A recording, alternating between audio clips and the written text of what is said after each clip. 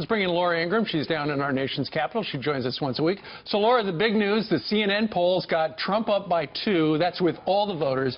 But then when you look at the independents, and that's what everybody wants, look at that. He's got 49 and she's got 29. That's pretty good news going into the sprint to the finish. More Americans are refusing to affiliate with either party. We've known that for some time. Republicans lost a lot of credibility over the last 15 years and how they handled matters from foreign policy to domestic policy to immigration to trade. And so this independent number is very important. We know there are a lot of Democrats who don't really like Hillary that much. A lot of them decide, well, I like Hillary. I dislike Hillary less than I dislike Trump. They're going to go with Hillary. But that independent vote, I believe, is always critical to Trump's pulling this out in the end. And these numbers, these latest numbers, really indicate that the credibility issue coming off that email scandal, all the stuff we're learning day by day about what she actually did, from smashing the Blackberries with the hammers, having other people do that, not knowing what classified means or how to categorize it.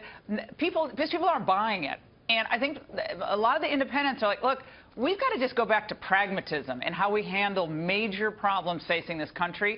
And a lot of them, at least right now, are breaking for Trump. That's good for him to come out of Labor Day weekend with those numbers. Good news for him. I just think Hillary's total attack plan is not buy me, it's reject him. How long will that go? It seems like her best combination was thrown 2 Thursdays ago when she tried to say he's basically a white supremacist.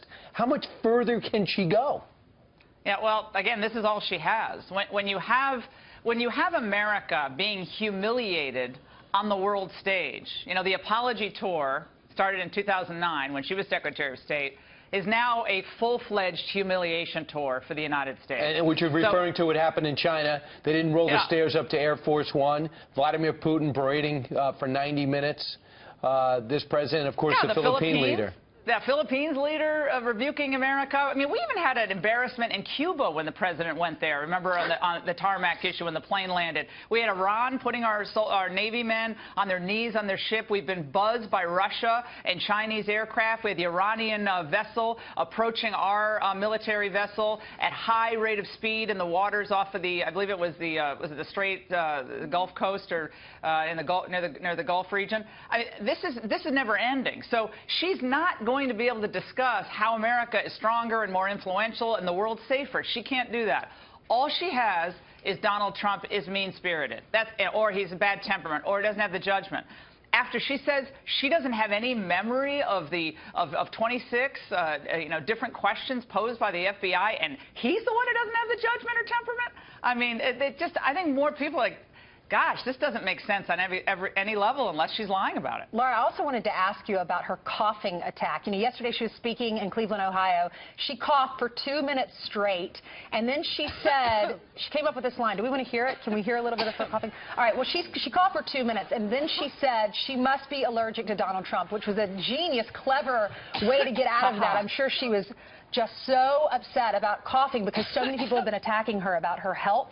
And then Kellyanne Conway with Trump's team, she tweeted this, must be allergic to the media. Finally spent a minute with them because she, went on her plane and then she started answering questions from the media. And then she had another coughing fit. Yeah, I mean, I think maybe, if someone's not telling the truth, maybe they cough a lot. Everyone has a tell when they're not telling the truth. What's your tell? Maybe that's the tell. I don't know.